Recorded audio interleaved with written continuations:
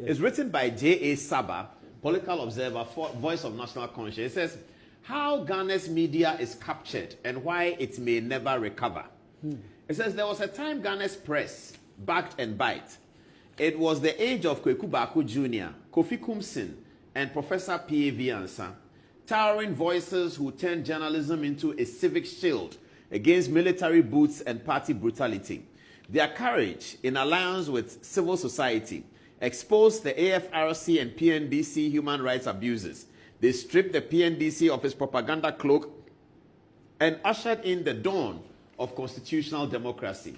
But history took a sharp turn. After the NDC's 2000 electoral defeat, they did not sulk. They strategized. They saw clearly what the MPP failed to grasp. In a democracy, the airwaves are the new arsenal. While the MPP basked in its early 2000s victory, drunk on constitutional legitimacy, the NDC went to work. Quietly, they began recruiting media minds, sponsoring media startups, buying airtime, building alliances. They knew what they were doing. By 2012, media houses weren't just covering politics. Many had merged ideologically with it. Today, the numbers are staggering. Out of 549 active licensed FM stations in Ghana, over 410 are NDC owned or NDC aligned.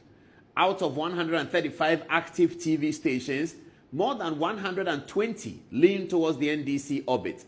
And the biggest players, multimedia, the group of Joy FM, Joy News, Adom FM, and Media General, TV3, Onua TV, etc., alone command over 50% of national listenership and viewership. Both have gone politically green.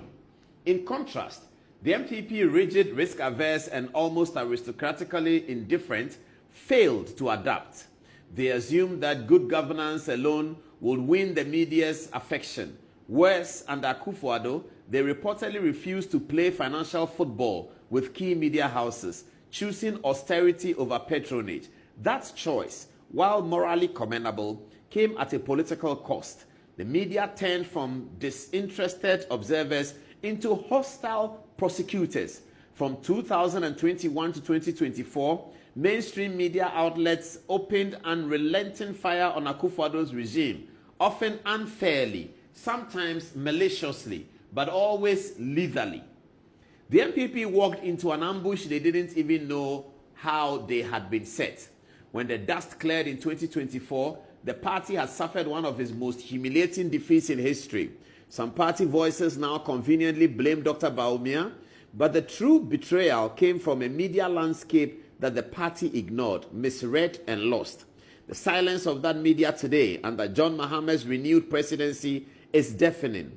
Take the CJ Tokonu assault, for instance, a clear constitutional crisis, yet no media of national repute has mounted editorial resistance. There are no front page screams, no investigative documentaries, no balanced debate. What we hear instead is prosecution by broadcast, mostly aimed at the judiciary while shielding the executive. There is no longer a media ecosystem. It's a captured communications infrastructure, weaponized, sanitized, and embedded in power. When journalists become presidential appointees, when editorial lines sound like cabinet scripts, the republic is no longer guarded. It is choreographed. The MPP's sin wasn't only arrogance, it was lethargy in a high-speed political war. They underestimated the enemy. They overestimated their moral credit. And they forgot the simplest law in politics. You don't win hearts or elections with silence. The press once held the sword of truth. Today, many hold the president's briefcase. Ghana's media, if you ask, may never rise to the fourth estate realm again.